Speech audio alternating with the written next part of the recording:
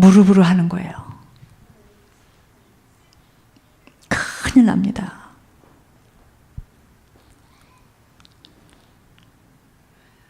예수님은 내 자신이 얼마만큼 죄사함을 받았느냐에 따라서 사랑할 수 있는 정도의 차이가 다르게 나온다는 것입니다. 여러분, 왜 기독교가 이렇게 됐어요? 여러분, 저는 기억이 생생합니다. 옛날에는요, 부흥회를 일주일씩 해.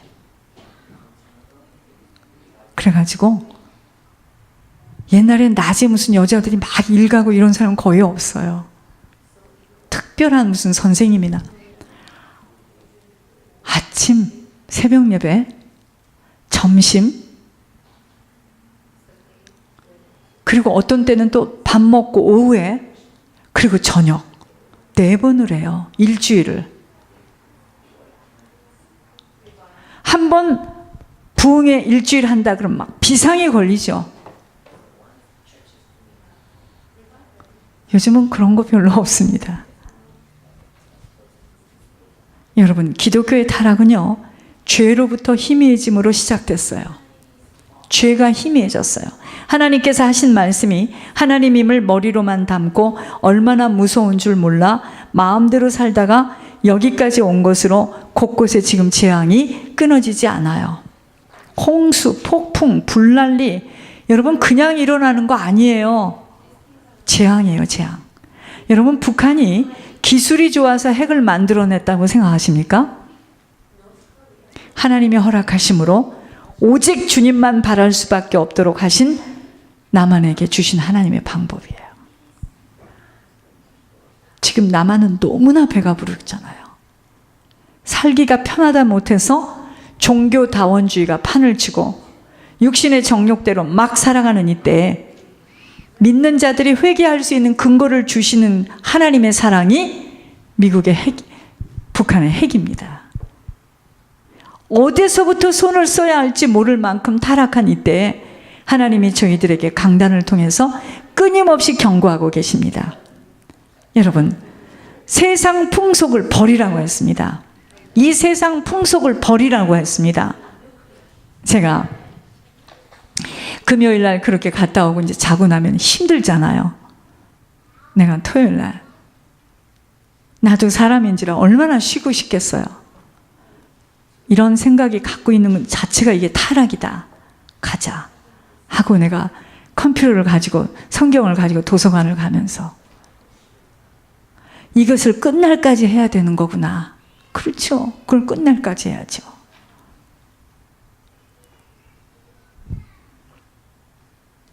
쉼이 없죠. 어디 가서 쉬어요? 저기 가서 쉬어야지. 오죽하면 뭐 팔을 이렇게 썰어서요, 이렇게 하라. 그럼 저는 벌써 여기서부터 나는 그럴 시간이 없는데. 세상 풍속을 버려야 됩니다. 노아가 지었던 방주를 지속하여 지어나가라고 말씀하십니다. 여러분, 깨어있지 못하면 방주는 못 지어요. 우리들 자신이 얼마나 무서운 죄악으로 물들어져서 죄가요, 이끼처럼 지금 혀를 타고 들어와 있다는 것을 항상 기억해야 됩니다. 그 사람 영잡은 그 사람만 그게 우리는요, 심각합니다. 정말. 우리 속에 각종 무슨 동물원 같아. 우리가 안 잡아서 그렇지. 그러니까 영을 계속 잡아서 치유받아야 됩니다.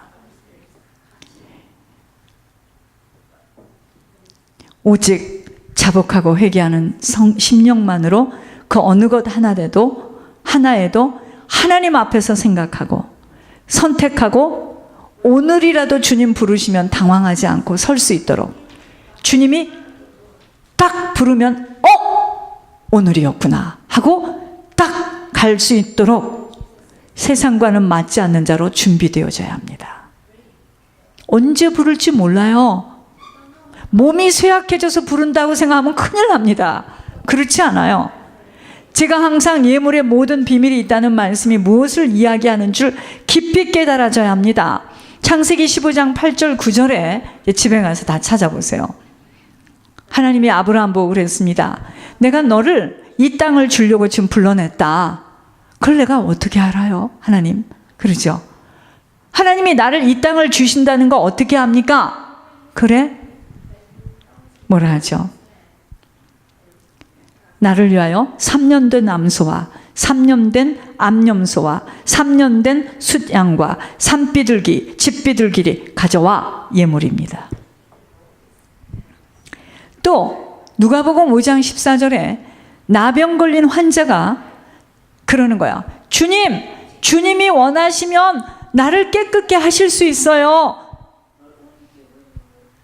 자신도 낫고 싶지만 주님이 원하시면 나 좀 깨끗게 하실 수 있어요. 여러분, 무엇이든지 주님이 원해야지 일됩니다. 나를 낫게 해주세요가 아니에요. 본인도 낫고 싶어. 그렇지만 주님이 나를 낫게 해주시기를 원하신다면 전제 조건이잖아요. 그러니까 주님이 하실 수 있음을 알고 주님께 온전히 의지한 겁니다. 그 자세가 주님만이 나병 환자를 낫게 할 수 있어요. 그러니까 주님이 원하신다면 나 좀 낫게 해주세요. 그게 무슨 말이에요? 주님만이 하실 수 있다는 이야기입니다. 매주 누가 합니까? 주님밖에는 못하세요. 이제까지 주님이 하셨고 주님만 하실 수 있습니다. 그러니까 하나님이 어떻게 하시죠? 손을 내밀어요. 그러면서 그에게 이렇게 댑니다. 내가 원하노니 깨끗함을 받으라 하실 때 곧 나병이 떠나게 되는 것을 보게 하십니다. 자, 여기서 우리가 주님이 원하시지 못하는 일들에는 주님의 손길이 나타날 수 없다는 겁니다. 그런데 우리는 내가 원하니까 해달라 이 말입니다. 이런 기도를 얼마나 많이 했어요. 아버지가 하셔야 하는데 우리는 이제까지 내가 자녀이고 이렇게 헌신하고 새벽을 깨우고 일에 한 번씩 금식하고 전도하고 선교했으니 아버지가 당연하게 축복하신다라고 믿었으니 주인은 철저히 피조물인 사람이 주인이 되고 하나님은 하수인이 되기에 믿음의 결국인 구원의 역사가 이루어질 수 없게 되는 겁니다. 주님이 원하셔야 되거든요. 아버지가 원하셔야 아버지가 하신 일들이 나타난다는 것을 깊이 우리 모두는 깨달아야 합니다. 아버지가 원하지 않는 그 사업은 내 힘으로 죽도록 몸부림을 쳐서 세상의 풍조대로 따라서 해야만 하는 것이에요. 사람들이 많이 드나드는 일요일에 반드시 문 열어야지. 아니, 어떤 정신 나간 사람이 많이 나오는 일요일에 문을 닫아요. 이것이 세상 풍조입니다. 세상에는요, 사단의 일과 하나님의 일이 공유해서 이루어지고 있는 시간입니다. 여러분 보세요. 어느 사람의 인생과 가문에는 사단이 개입되어서 물질도 많이 벌게 하고 자녀들도 천재 수준으로 똑똑하게 만드는 가문도 있고, 어떤 가문은 하나님 앞에 끌려오기 위해서 엄청난 대가를 치르면서 육신으로는 말할 수 없는 풍랑을 헤치며 죽음과 삶의 기록길에서 온갖 고생과 고난 속에 마침내 하나님이 개입되어지는 가문도 있고 합니다. 여러분, 이 세상에는 딱 두 종류의 가문이에요. 하나님이 개입되는 가문하고 사단이 개입되는 가문이에요. 그런데 놀라지 마시옵소서. 사단의 가문도 하나님의 가문도 하나님 손 안에 있어요. 사단이 청구할 때, 하나님께 청구할 때 내어줄 수밖에 없는 조건을 갖추었기에 하나님이 허락하실 수밖에 없음이 영적 법칙입니다. 육신의 시간은 자신의 죄를 보며 가문의 10죄의 죄가 얼마나 무섭다는 것을 깨닫는 만큼은 회개가 모든 것이에요. 회개 외에는 할 게 없습니다. 아니 보세요. 내가 원해서 되어지는 일이 아니고 아버지가 원해야지만 되어지는 일이기 때문에 내가 아무리 강구해도 아버지하고는 상관이 없는 거야. 그러니 우리가 하나님하고 맞는 자로 바뀌어지는 속사람이 거듭나는 아버지하고 맞는 회개밖에는 할 게 없어요. 저희가 우리가 지금 왜 안 사라지느냐? 하나님하고 안 맞아요. 그게 답입니다. 왜 우리 집에 그 남자가 못 일어나느냐? 하나님하고 안 맞아요. 하나님은 주고 싶은데 줄 수가 없는 거야. 이걸 알고 우리가 신앙생활을 해야 되겠습니다. 아버지가 원하셔야 됩니다. 그때부터 일 됩니다. 아버지가 원하려면 내 죄를 보고 빨리 돌이켜야 되겠죠. 회개에는 죄사함을 받는 조건이 부여되기에 죄사함은 예물이 올라가지 못하는 죄사함은 없다는 것입니다. 대표적인 예가 피 흘림이 없이는 죄사함을 받을 수 없다고 했는데 아버지가 보혈을 흘리시도록 이 땅에 오셔야만 되고 그 무서운 십자가의 고통을 통과하셔야만 합니다. 우리 때문에. 그 길을 열어주시는 과정은 엄청난 대가를 치러야 했던 것입니다.